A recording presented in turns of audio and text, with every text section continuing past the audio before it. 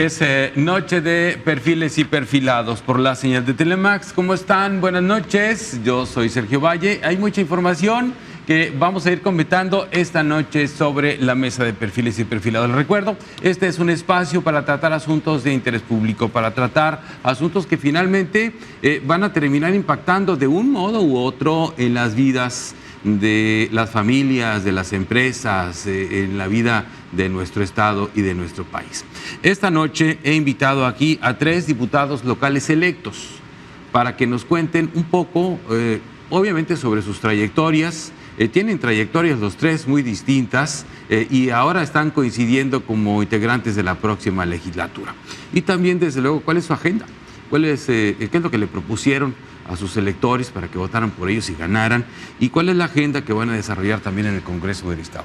Me da mucho gusto recibir aquí a Elisa Yard, diputada local electa, reelecta además. Reelecta por el Distrito 8. Bienvenida, diputada. Gracias, muchas gracias, Sergio. Encantada de estar aquí en tu programa. Muchísimas gracias por venir. David Figueroa por el Distrito 8. 6. El Distrito 6, perdón. ¿El 6? 6. Yo sí me equivoqué. Entonces 6. Bien, David, discúlpame. Buenas noches, bienvenido. Buenas noches. Sí. Discúlpame tú a mí por corregirte. No te preocupes, pues para eso estamos. Óscar Ortiz, ¿cómo estás? Hola, muy bien, Sergio. Encantado Distrito de estar 9. aquí. Distrito 9, sur de Hermosillo. Sur de Hermosillo. A ver, ustedes tienen una carrera en el servicio público, en ejercicios de gobierno de tiempo, ¿sí? Tú, Óscar, pues como dirigente sindical, dirigente de la Central Obrera, la CTM acá, Elisa en el servicio público, como empresario, tú también, David, han tenido cada quien sus carreras y luego de algún modo ahora coinciden, ¿sí? Llegan a encontrarse aquí. Entonces me gustaría que platicáramos en este primer bloque un poquito, una pregunta así muy simple, o sea, ¿de dónde viene Elisa Yard? Claro que sí, con muchísimo gusto. Fíjate, Sergio, yo vengo del empresariado, vengo de la vivienda. La vivienda para mí ha sido un motor muy importante en mi vida. Yo estuve 20 años en un corporativo de vivienda. Posteriormente estuve en la Cámara Nacional de la Vivienda en Canadevi, que aquí varios programas teníamos con Expo Casa Canadevi.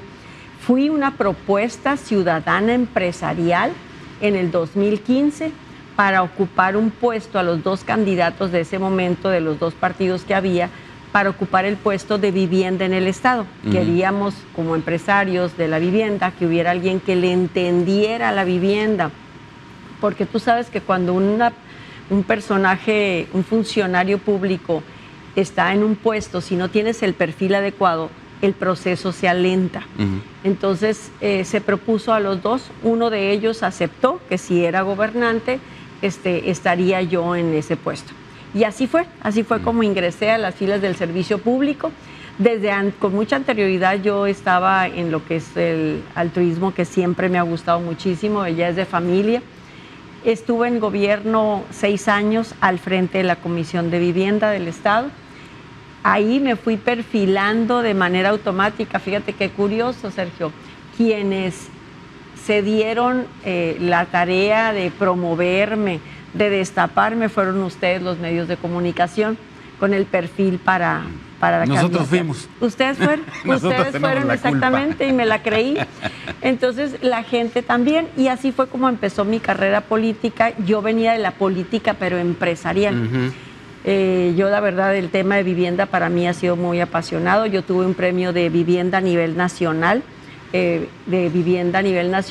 por una institución de la Ciudad de México. Obtuve 3 años consecutivos el premio de la mejor dirección de Canadevi en el estado de Sonora. Sonora ocupó 3 años consecutivos el primer lugar estando yo ahí. Y para mí ha sido un tema muy importante. He tenido yo continuamente estudiando sobre el tema de vivienda, de urbanismo. Ahorita en la Cámara, aquí en el Congreso del Estado, soy la presidenta de la Comisión de Vivienda. Y continúo yo trabajando con COBES, con Infonavit, con Fobiste, con las promotoras inmobiliarias, viendo el tema de cómo ahorita, si quieres lo abordamos, el tema de vivienda, cómo podemos impulsar en nuestro estado para la vivienda. Entonces ha sido mi trayectoria del empresariado y se fueron dando las cosas. El altruismo para mí siempre, el estar cerca de la gente, lo hice desde el plano personal, desde el lado empresarial. Siempre yo andaba buscando cobijas, siempre andaba buscando despensas, siempre medicamento con la gente. Siempre esa atención hacia la gente lo traigo de herencia de mi abuela y de mi madre, que son de Bacanora, que de ahí vengo yo. Y eso para mí ha sido muy importante, que está por encima de todas las cosas. Entonces, esto para mí ha sido un punto donde yo he crecido para ayudar a la gente. Ese viene siendo mi trayectoria, Sergio. Bien, de origen de Bacanora, entonces. Así es, muy orgullosa. David Figueroa, ¿cómo vienes a parar acá? Sí, digo, yo ya más o menos me la sé porque creo que tenemos algunos años de conocernos, pero cuéntale a la gente. Bueno, como bien sabe Sergio y compañeros, a mí me ha tocado estar en muchas etapas, en muchos momentos de la vida pública, etapas democráticas, de lucha, de participación, de cambios, etcétera. He tenido la fortuna de servir a mi estado desde un municipio, ser alcalde, ser legislador federal, representar a México en el exterior, en el Consulado General de México en Los Ángeles, que por cierto es el consulado más grande que México tiene en el exterior. Y tuve la fortuna de que el señor gobernador me invitara a participar como representante del gobierno de Sonora en Arizona, puesto que estuve desempeñando pues básicamente hasta el mes de marzo de este año. Y bueno, ahora tuve la oportunidad y la invitación de Morena y de partidos aliados de participar por un distrito, el 06, el corazón de Hermosillo. Y pues bueno, esa es más o menos mi trayectoria breve, y aprovecho pues para agradecer la apertura y la generosidad de Morena y partidos aliados que me brindaron esta oportunidad de poder participar y lograr pues un triunfo en el distrito 6 local de Hermosillo. Óscar Ortiz, ¿de dónde viene usted? Yo vengo del corazón de Sonora, de la ranchería del municipio de San Pedro de la Cueva. Soy hijo de padres campesinos. A los 10 años llego aquí a Hermosillo, a los 21 años ingreso a laborar a la planta Ford, ahí estuve durante 15 años. Desde que entré a Ford, pues me involucré en el sindicalismo a través de ser electo como delegado de área, después delegado departamental. Formé parte de un comité ejecutivo en Ford. Cuando termino mi periodo en Ford, me invita Javier Villarreal a trabajar en CTM, porque yo en Ford me desarrollé en el sindicato atendiendo asuntos de salud ante el seguro y de vivienda también. Entonces, que hemos coincidido aquí en algunas Me imagino, entonces se han cruzado ocasiones. bastantes veces. Sí, me invita Javier y empiezo a formar parte en CTM. Actualmente ocupo la dirigencia en CTM Hermosillo. Dirijo un sindicato también de maquiladoras y de la industria aeroespacial. Y bueno, hace 3 años fui electo como secretario general en la CTM Hermosillo. En diciembre, CTM Sonora pues anuncia que apoyaríamos la candidatura de la doctora Claudia Sheinbaum y su proyecto de nación. A partir de ahí se da una alianza estratégica entre CTM y Morena y sus aliados, pues obviamente. Y de ahí, de esa alianza, surge la posibilidad, la invitación a que Óscar Ortiz fuera candidato a una diputación local. Para mí fue algo muy inesperado, la verdad. Mi trayectoria no ha sido política como tal, no me considero un político tradicional, pero sí alguien que ha tenido una relación constante con los trabajadores en sus colonias. Y creo que eso sirvió para obtener también el resultado que obtuvimos, ¿no? Así como mis compañeros, amigos, ya tenemos algunos meses conviviendo. La verdad, yo estoy sumamente compañeros de bancada agradecido. Sí, vamos a estar ahí juntos. Seguramente podremos desarrollar muchas cosas en el Congreso. Y ahí surge Óscar Ortiz.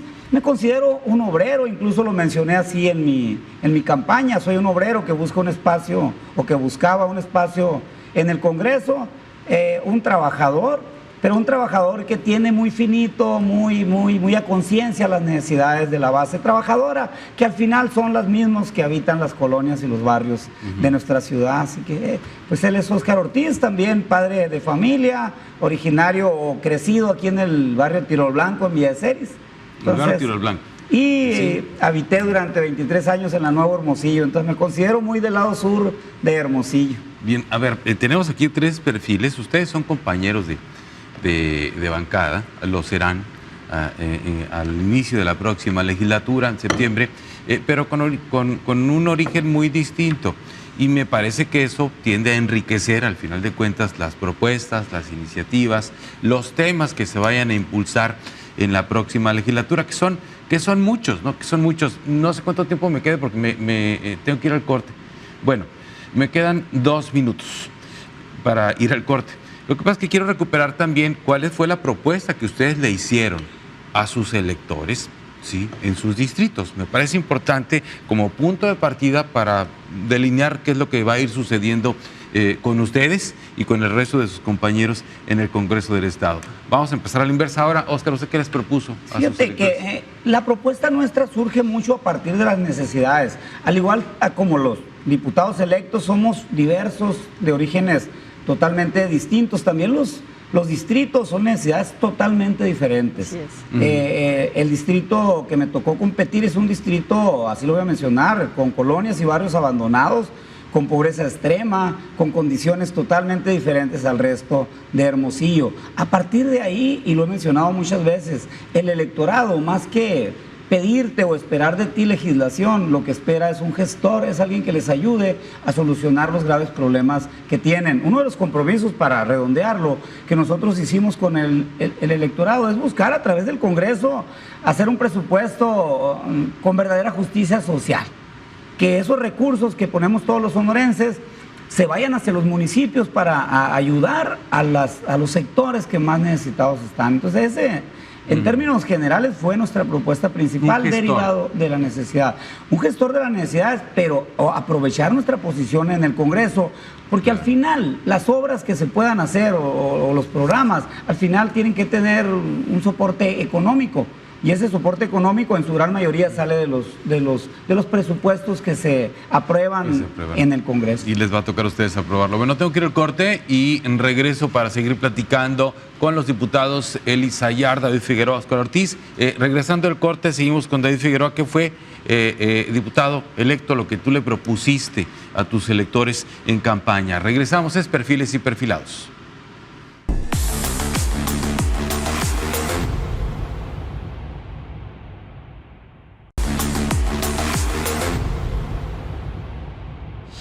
Es Perfiles y Perfilados. Recuerden, es martes y jueves a las 9 de la noche por la señal de Telemax y también en toda la plataforma digital de Telemax. David Figueroa, tú eres diputado electo por, ¿cómo le dijiste? El centro de Hermosillo, ¿no? Sí, el corazón de Hermosillo, le dijiste. Sí. ¿Qué le propusiste tú a la gente de Hermosillo para que votara por ti?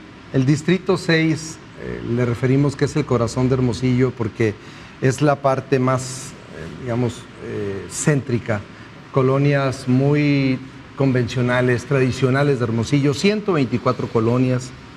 Y bueno, lo que nosotros vimos y escuchamos y propusimos en la campaña fueron básicamente 4 ejes fundamentales. El primero, trabajar en la movilidad gratuita para el adulto mayor, porque es una zona donde hay mucho adulto mayor.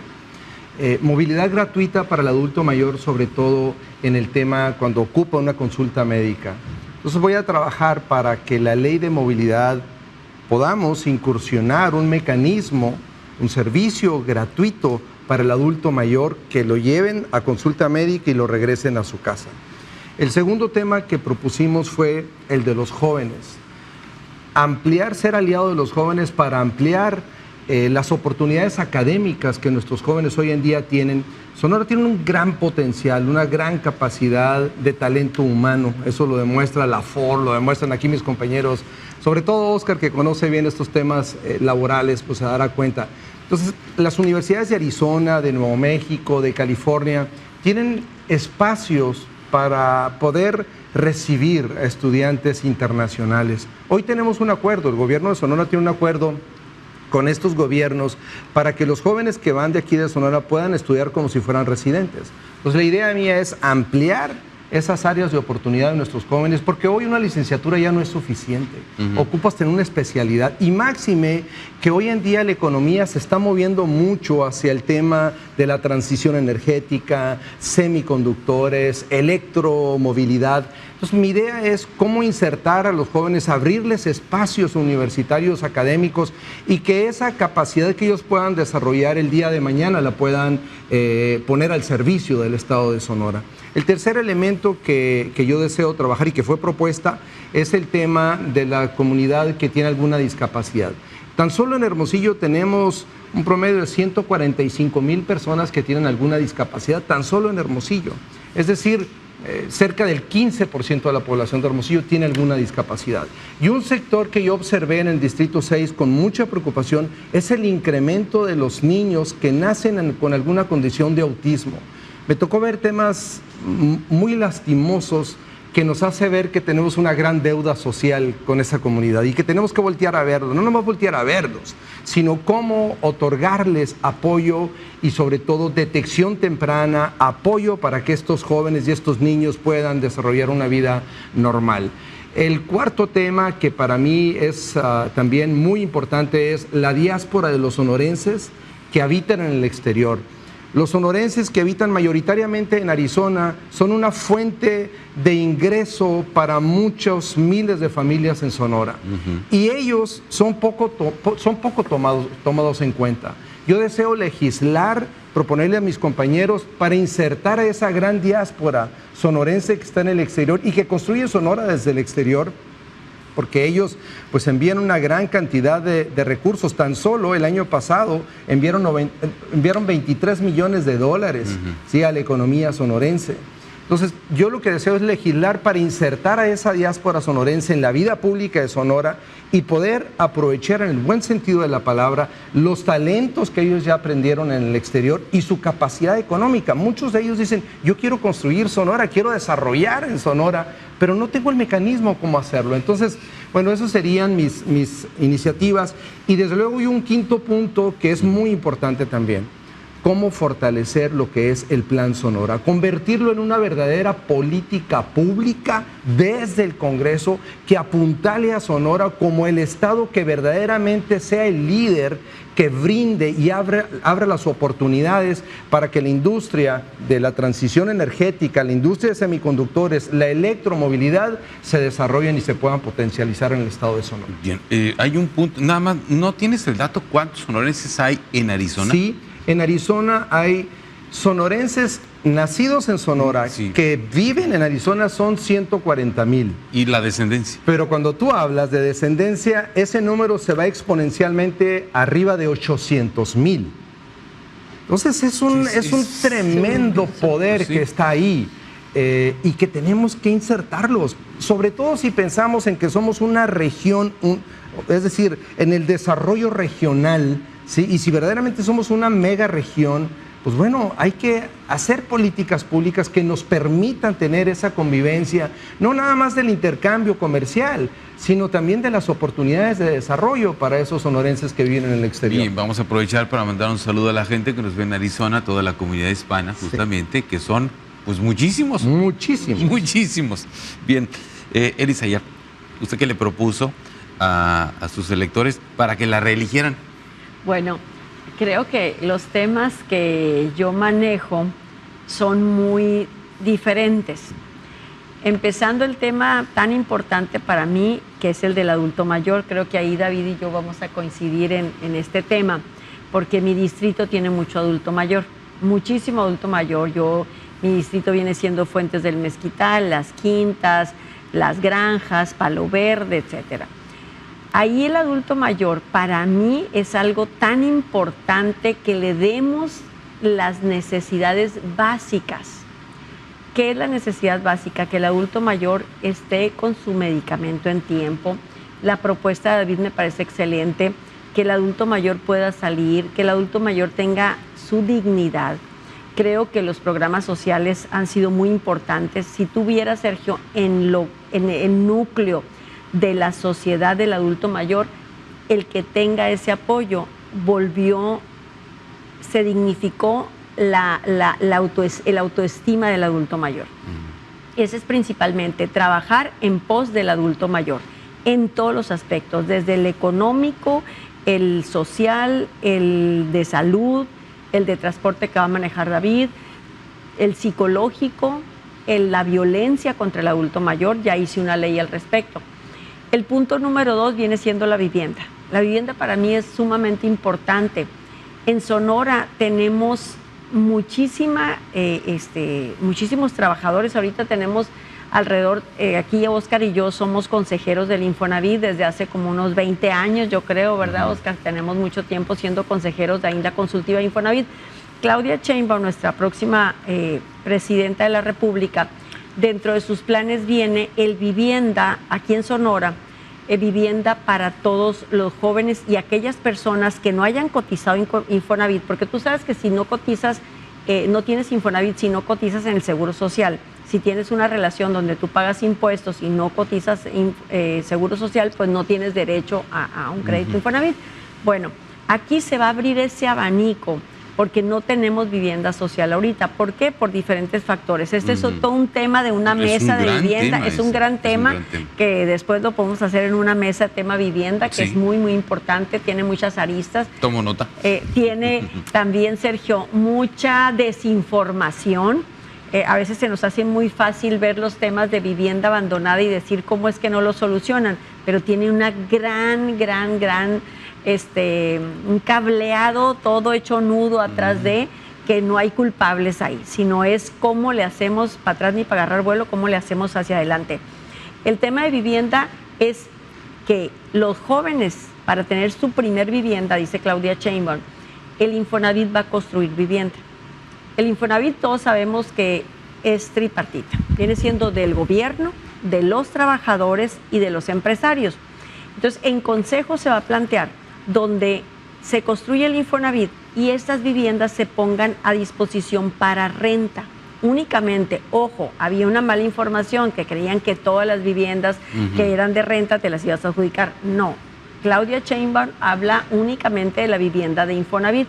Entonces, ¿qué pasa si un joven de recién ingreso en una empresa quiere rentar una vivienda pero no tiene una relación laboral? Pues obviamente no tiene ni el poder adquisitivo aún, ni tiene el puntaje que te pide Infonavit, que te lo da el rango de la edad y el salario. Entonces, ¿qué se hace en esos casos? La renta va a tener un plazo de hasta 10 años y en ese periodo de los 10 años, este trabajador, este joven, va a poder adquirir ese crédito. Pero lo más gratificante es que todo lo que pagaste de renta en esos 10 años se va a ir a capital de ese mismo crédito. Entonces, esa vivienda va a ser tuya, vas a seguirla pagando, pero ya en ese momento se harán las escrituras porque ya tú fuiste merecedor por el criterio, una, de la relación laboral y dos, de tus pagos puntuales que hiciste. ¿Qué quiero hacer yo aquí en Sonora? Quiero estar preparada, quiero que el Estado y los municipios estén preparados. Lo ha mencionado mucho el gobernador y estamos trabajando en mesas de vivienda donde participa el Infonavit, donde participa COBES, donde participa FOBISTE, donde participa Consejería Jurídica, participa SIDUR, participa todo lo que tenga que ver con vivienda y con tierra, participa también bienes y concesiones. ¿Qué necesitamos hacer, Sergio, para que venga pues la verdad es un plan que nunca se había visto, no se había visto. Este programa se tiene en Europa, se tiene en España, pero no se tiene en una parte también de América Latina, no recuerdo ahorita, que es en renta y después el esquema que es ROC, renta con opción a compra. Queremos estar preparados, ¿por qué? Porque tenemos que tener incentivo para los desarrolladores, tenemos que tener estímulos fiscales, tenemos que tener apoyo a ese trabajador, tierra, tenemos que tener tierra lista, infraestructura lista, los permisos, que no se haga un cuello de botella. Entonces, para mí esos dos son muy, muy importantes, la propuesta para la ciudadanía y para todos mis votantes. Bien, tengo que ir al corte y regresamos ya con el tercer bloque. Está pendiente. Hay un tema que lo mencionabas, David, la movilidad. La movilidad está relacionada pues con la calidad de vida, claro. ¿sí? Está relacionada con la productividad en las empresas, de los trabajadores, está relacionada incluso con, al menos en parte, con esas casas abandonadas, que están allá construidas en las orillas de la ciudad. Y la gente termina dejándolas porque nunca llegan a tiempo a sus trabajos, nunca llegan a tiempo al médico, a las escuelas y se terminan quedando esas casas. La movilidad tiene muchas aristas, me gustaría que platicaran un poco de eso después del corte aquí en Perfiles y Perfilados.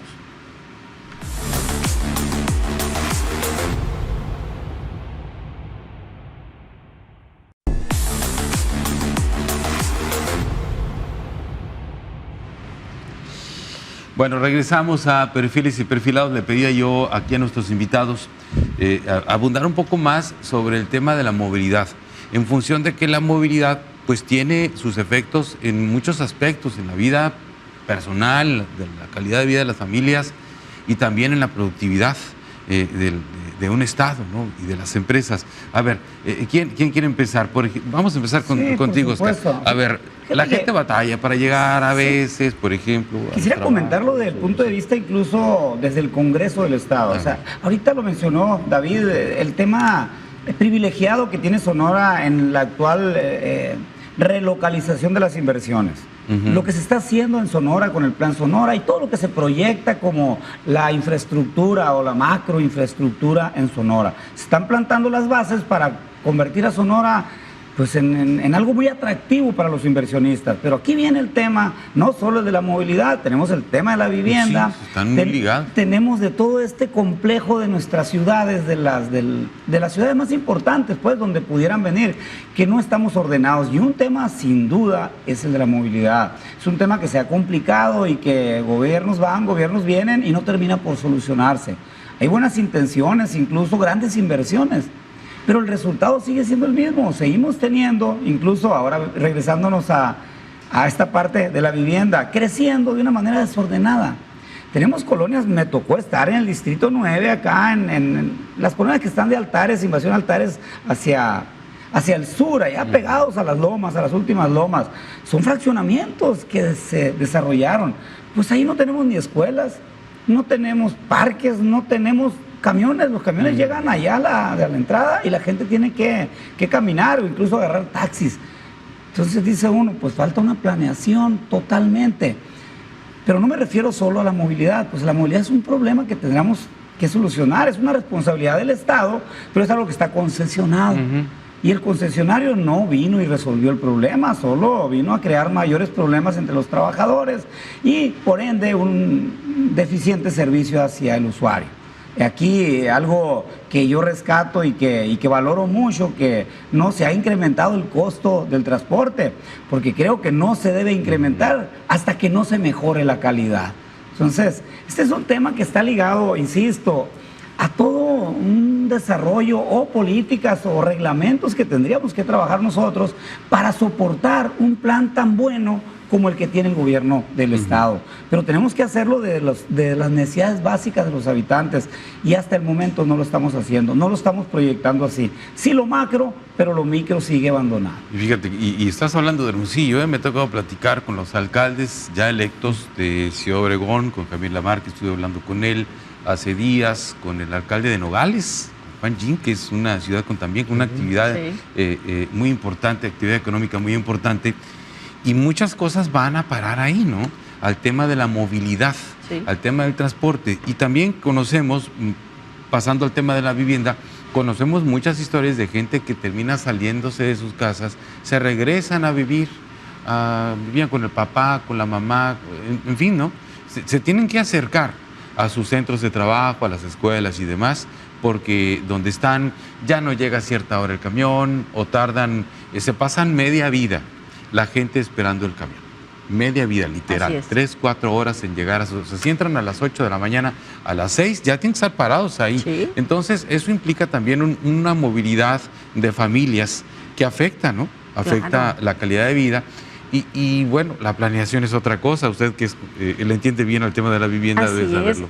Esto, fíjate que ahorita que comentaba Oscar, es muy cierto. Anteriormente teníamos desarrolladoras de vivienda, constructoras nacionales, que cotizaban en bolsa.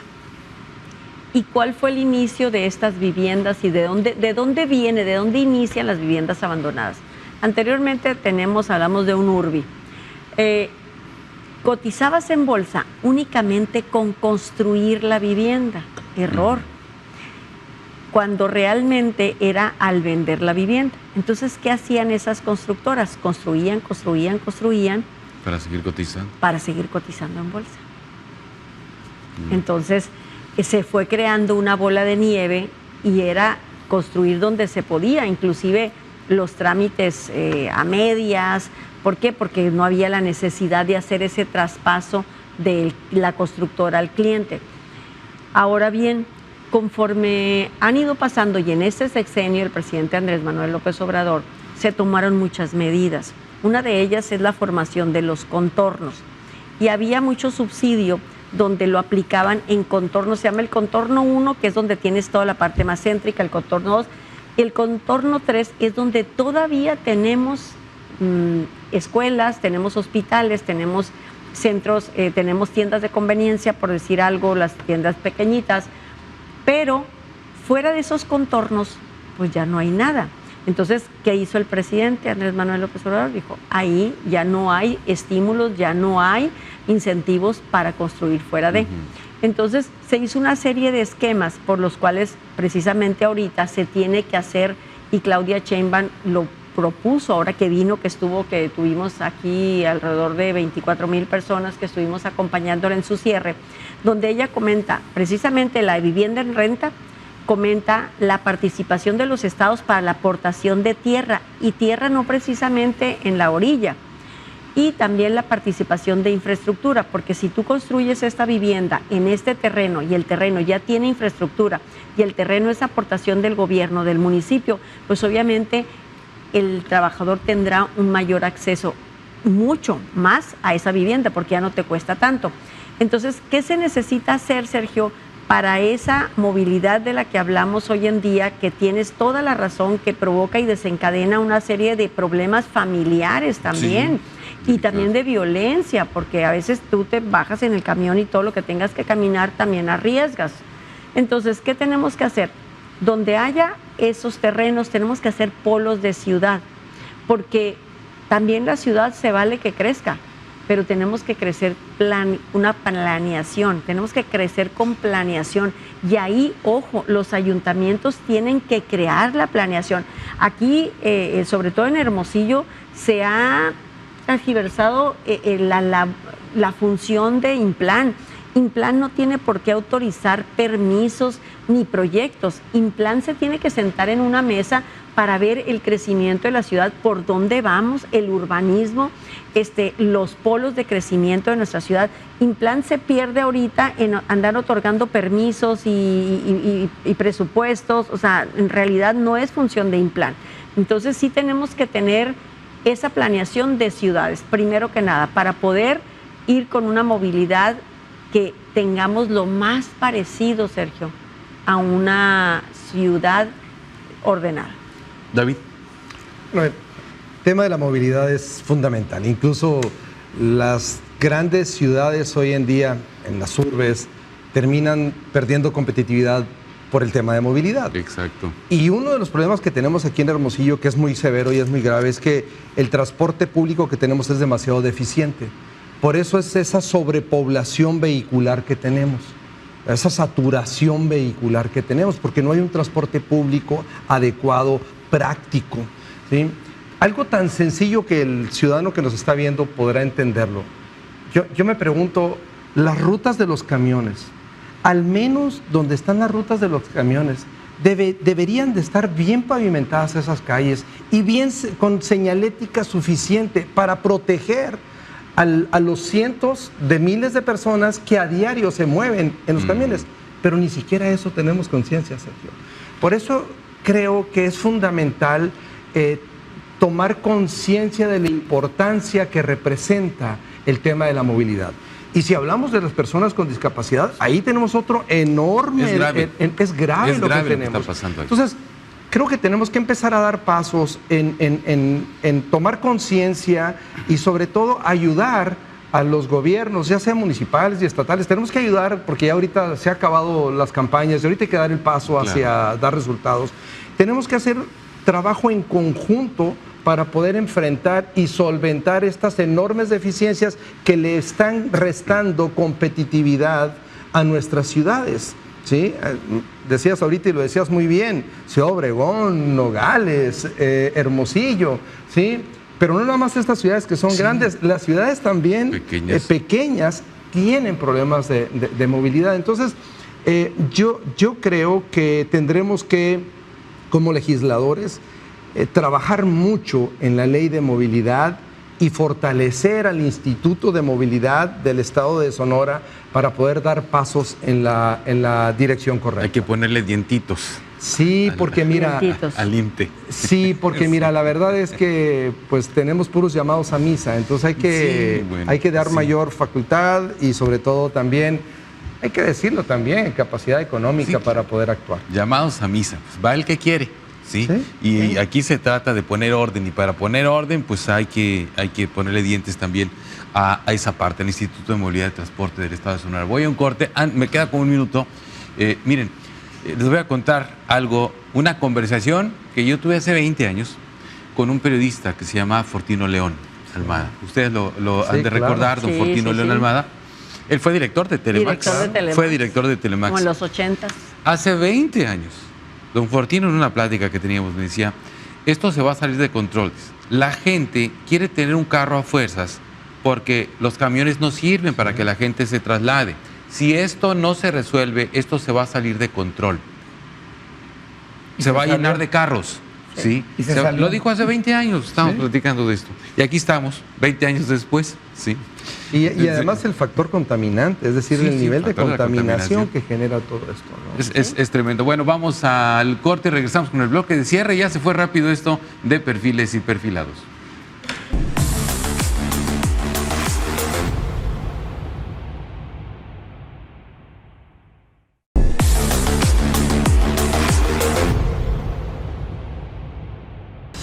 Bueno, estábamos el bloque pasado con el tema de la movilidad. Pues si tampoco podemos, digamos, a manera de cierre del tema para pasar ya a lo que nos alcance, ¿verdad? Porque ya nos quedan 12 minutos. ¿Cómo culpamos a la gente que ande buscando un carro? ¿Sí? Pues si de algún modo se tienen que trasladar, ¿no? Hasta Sonapafos. Sí, pero la culpa creo que no es de la gente, honestamente. La culpa es de la parte del sector público, que no ha velado por construir un transporte público eficiente. Esa es una deuda que tenemos. Y eso no es repartir culpa, sino simplemente creo aceptar una realidad. La culpa no es de la gente, la culpa es verdaderamente pues de quienes estamos en el sector público que no hemos hecho lo correcto o no hemos tomado las medidas correctas en su momento. Podemos hacer dos cosas.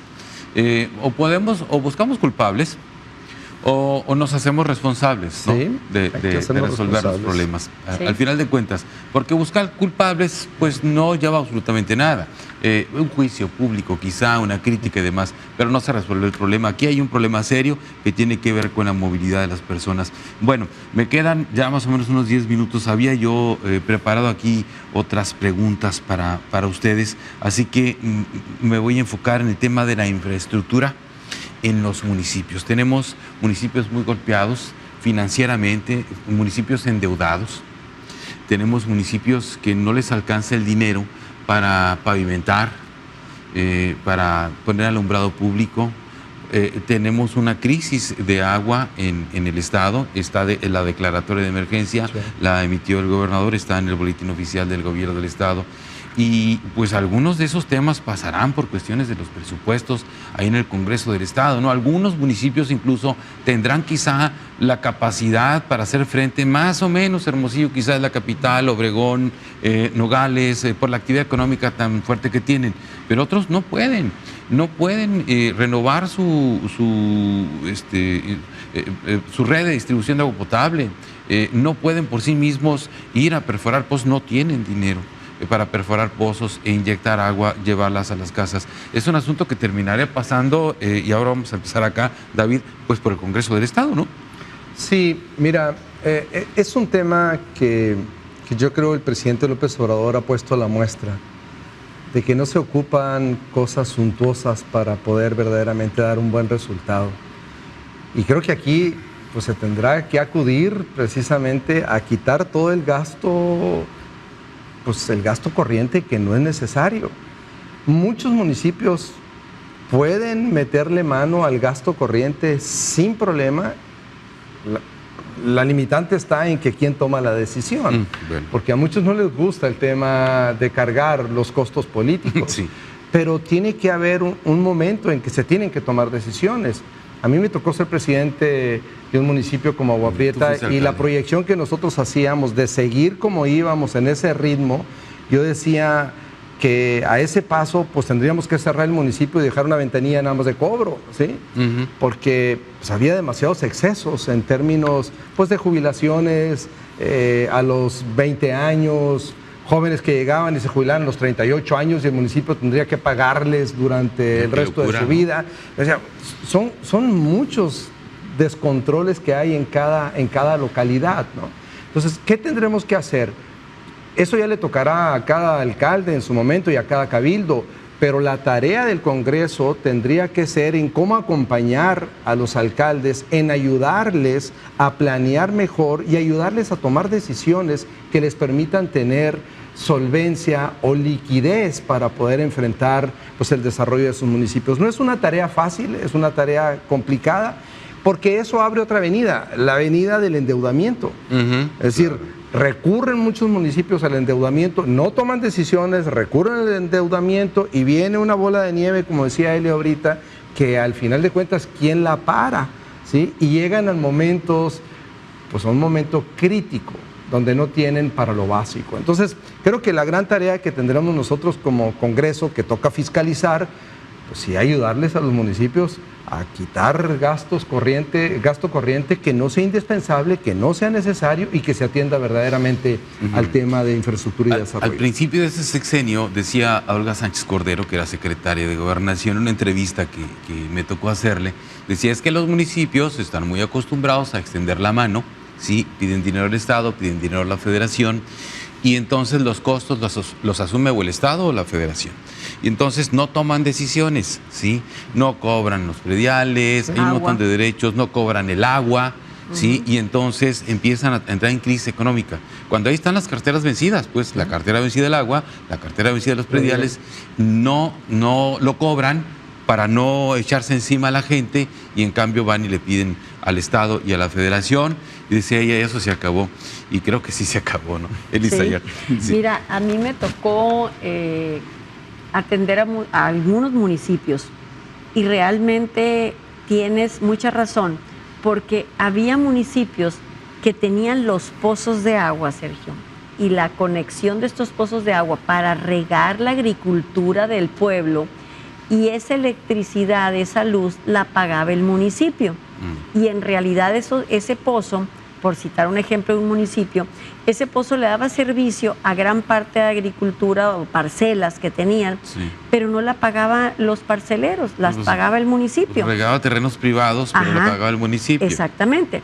Otro punto, a mí me comentaba otro presidente municipal, porque tengo muchas historias muy cercanas, porque traté con los 72 alcaldes y durante dos trienios, que vienen y me dicen, oye, fíjate que necesito yo que me ayudes porque pues la parte que tú me pides de vivienda no la tengo. Bueno, le digo, es que son políticas nacionales. ¿Qué pasaba ahí? No querían cobrar el predial, no querían cobrar el agua. ¿Por qué? Porque venían elecciones, porque la rentabilidad electoral se les bajaba. Se me va a echar encima la gente, ¿no? Y la otra, porque todo el pueblo era su pariente. Pues sí, entonces, yo creo que aquí tiene mucha razón David, tienes mucha razón tú, en que el acercamiento que se tenga con el gobernador, porque el gobernador es una persona que recibe a todos los alcaldes, que tiene mucha comunicación, es un gobernador que está constantemente en todos los municipios, lo vemos día con día. Sus funcionarios también atienden, son funcionarios de atender. Yo creo que ahí se tiene que sentar y hacer una planeación. Y aquí con nosotros tenemos la Comisión de Asuntos Municipales, también que es la maestra Rebeca Silva, que yo creo que ella probablemente siga con esta comisión junto con el Estado, porque a veces si no te quieres comprometer tu alcalde, y para todos los alcaldes que nos estén escuchando y sobre todo los electos, si no te quieres comprometer como el malo para tu pueblo, bueno, que te ayude el gobierno a hacer una redistribución de ese posible ingreso que puedas tener tú en tu municipio. Creo que ahí radica una parte de esa solución, porque hay municipios que sí tienen excesos en personal, que yo veo ahorita en municipios que anteriormente tenían 4 o 5 gentes que ahorita son menos en el pueblo y resulta que tienen como 18 gentes o 20 trabajando en el ayuntamiento y el pueblo tiene 200 gentes. Entonces, sí la hay... mitad del pueblo ahí Entonces sí hay que hacer una revisión municipio por municipio. Ahí le tocará a Sedemun, a mi primo Elizayar, también hacer una planeación a la comisión que le toca asuntos municipales, junto con a la Secretaría de Hacienda, junto con el gobernador, pondrá las personas idóneas para esta distribución. Pero ¿qué siento y qué creo yo? Que se necesita planeación financiera interna en los municipios. Bien. Además, esto fomenta una cosa que siempre nos han dicho: no existen ciudadanos de primera y de segunda. Sí los hay, algunos los corretean para que paguen el predial, les mandan requerimientos, meten abogado, en fin, y otros no. Igual con el agua. Sí. ¿Cuál es tu posición, Oscar, en ese sentido? Yo quiero insistir en la necesidad de acuerpar este gran proyecto que está implementando el gobernador en todo Sonora y que es necesario acuerparla a partir precisamente de fortalecer el tema de la vivienda, de la movilidad, de todos los esquemas de la misma ciudad de Hermosillo. O sea, es vergonzoso la situación en que están muchas de las calles por donde transitan estos camiones que pueden llegar nuevos, pero al cabo de unos cuantos meses están hechos pedazos porque los sometes a una tortura. Entonces, tenemos que voltear para allá y tenemos que, si es necesario, de este presupuesto, dirigirlo a las ciudades, porque es ese círculo virtuoso. Si mejoramos nuestra ciudad en estos planos tan fundamentales, vamos a ayudar a que nuestra ciudad sea atractiva, o nuestro estado, para esas inversiones que nos traen empleo y que al final generan riqueza y generan impuestos para poder tener una mejor ciudad. Quiero tocar dos temas que para mí son fundamentales en nuestra ciudad. Queda minuto y medio. Nada más. Me parece totalmente injusto y vamos a luchar por ello. Que una persona que tiene internado a un familiar en el hospital lo multen o le confisquen el auto porque se estacionó ahí cerquita. Tenemos que hacer algo y no sé cómo, pero voy a intentar hacerlo. Tan simple, pero... Y lo otro, que a una persona necesitada le quiten un vital líquido como es el agua. No es justo y no debemos de permitirlo. Y voy a luchar por ello también. Bien, pero también hay que fomentar la cultura en el pago del agua, ¿no? Del recibo. Sí, por supuesto que sí, pero entiendo lo de que hay gente con necesidad y no tiene para pagar. Yo estaría de acuerdo. Humanos, ¿no? Yo estaría de acuerdo que no se le cobre nada. Hay tarifa social. Y si no es nada, pues nada, no le hacen. Pero hay gente que sí lo tiene. Dejan de pagar un recibo y se les aplica una multa de 600 pesos. O sea, y eso no está bien. Entonces, bueno, ahí hay un otro tema, ¿no? Porque tiene que ver con, y ya se nos acabó el tiempo, pero les agradezco mucho a los tres, este acercamiento a todos estos temas que son muy importantes. Y les digo acercamiento porque tienen todavía mucho cableado, ¿no? Como dice. Así es. Y esos nudos. Esos nudos en ese cableado. Y muchos nudos, pero al final de cuentas habría que avanzar. Les agradezco mucho, David Figueroa, gracias. Gracias. Sí, Elizayar, gracias. Gracias, sí, al contrario, Oscar, Sergio. Muchas gracias, Sergio.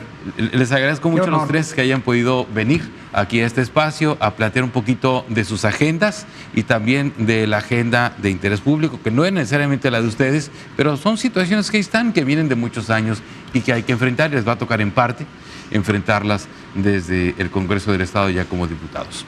Les agradezco mucho a ustedes también su atención esta noche de Perfiles y Perfilados. Ya saben, martes y jueves a las 9 de la noche, aquí nos vemos en Perfiles y Perfilados por Telemax.